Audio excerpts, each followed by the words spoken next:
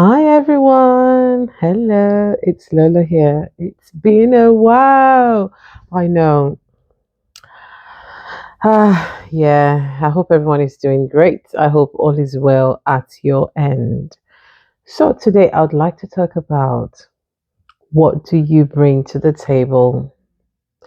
Now, that's a statement we often hear, uh, sometimes used in the context of relationship. What do you bring to the table? Basically, it's talking about what value do you bring into a relationship. And it's usually used to kind of judge if the value is one sided, or not. And when we say value, it doesn't necessarily mean economic value. There are other ways that people can actually bring value in a relationship. And when I say relationship, does not necessarily mean, um, a love affair. It could be an employer-employee relationship, a business partnership, any kind of relationship that is meant to kind of deliver value both ways. So I'm asking you, for all your associations, engagements, what do you bring to the table? Now, before you can know what you bring to the table, you need to do a self evaluation of yourself. Who are you? Do you know who you are and the value you bring? Yeah, do you know your worth and how much value you bring? It is very possible to be in a relationship and you don't know your value, you don't know your worth, and so you don't even know that you're bringing value in that relationship. But the other person in the relationship, your partner in the relationship, knows your value, knows your worth even more than you realize. And guess what? If they are good, if they are kind hearted, if they are really for you, they would help you to see your value. They will nurture that and help you to wake up to your reality of who you are and help you to be a better person and not take advantage of you. But that's just 5% of people. Majority will take advantage of you. So when you don't know your value, when you don't know what you bring to the table, those you're in that relationship with will take advantage of you, right? So, and that could lead to a form of abuse, emotional abuse, psychological abuse, financial abuse, and all sorts. So, for example, an employee that doesn't know the value they bring to an organization will keep working, and doing all the work of everyone, will probably not be recognized, will still be bullied, discriminated against, and still the employee is really holding on to that salary they are earning because that helps them. Even though the relationship is also exchanging value, you've been paid a salary.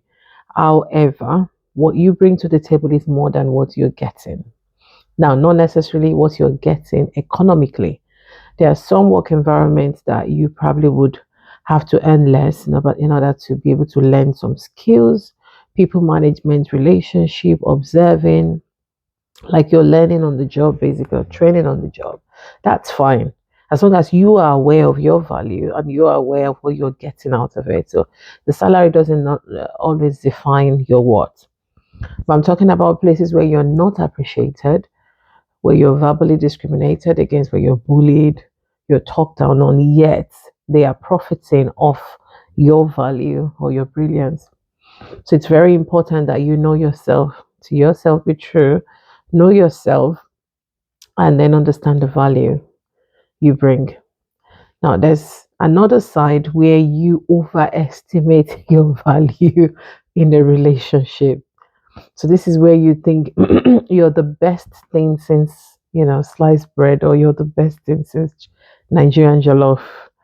Um, and you, in that case, think that you're valuable more than the other party in the relationship. So you're not showing them respect.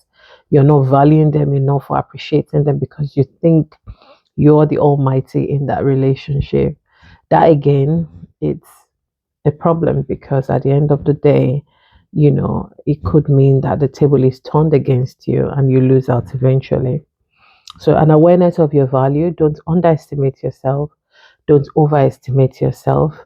It's very key. In the marketing world, there's what we call value proposition.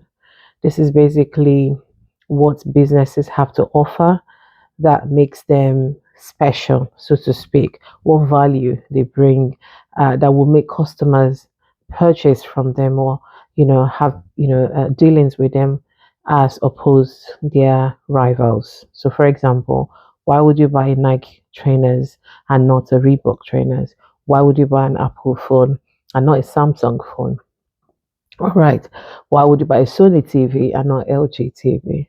So what whatever the answers to those scenarios I've painted is their value proposition. So that's what they do differently, uniquely. It could be their customer service, the quality of the product, the price, all of that combined together. So again, in your relationship, you need to assess the value proposition of everyone you're engaging with you know now I hear sometimes some people will say, oh yeah, assess your friendship. If they're not bringing value, dish them. No. Like I said earlier, everyone brings value in one way or the other. You need to discern rightly, but I still need to evaluate your life and relationships you have, partnerships you have. What value are you as a person bringing, and what value are they also bringing into your life? Again, everything is not defined by economic terms. It's not always about money. As an example, the rich needs the poor to survive, either because you're selling your products to the poor or you're taxing them. You still need them in a way. All right. So it's a symbiotic relationship. However, the poor also, again, this is just hypothetically, I'm using a scenario, also has something they are offering in value as an exchange. And even if you're the most generous or kindest person in the world and you like to do things for people, it might be that the value you get in return from those people would be things like maybe a sense of gratitude, a sense of importance, not necessarily something that massages your ego, but it makes you feel fulfilled. Because what's the purpose of wealth anyway if it's not fulfilling? Things like impacting people's life.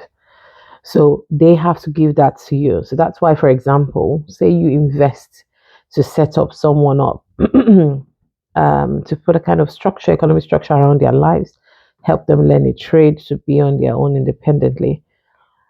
The value they would bring is you seeing them succeeding in that which you've done for them. But if you're not seeing that, if all you see is things like gaslighting and gratitude, or them eating up their seeds and not really doing something great with it, then they are not bringing value to you. Then that relationship should stop. No sentiment attached, regardless of whoever they are. You need to learn to teach people around you to add value, not just to you, right? This is not being narcissistic. It's not thinking about you. It's just the way the world is created. Um, there has to be an exchange of value in relationships to be sustainable. So again, I ask you, what value are you bringing to the table? I hope you have a lovely weekend. Bye. Bye for now. See you soon.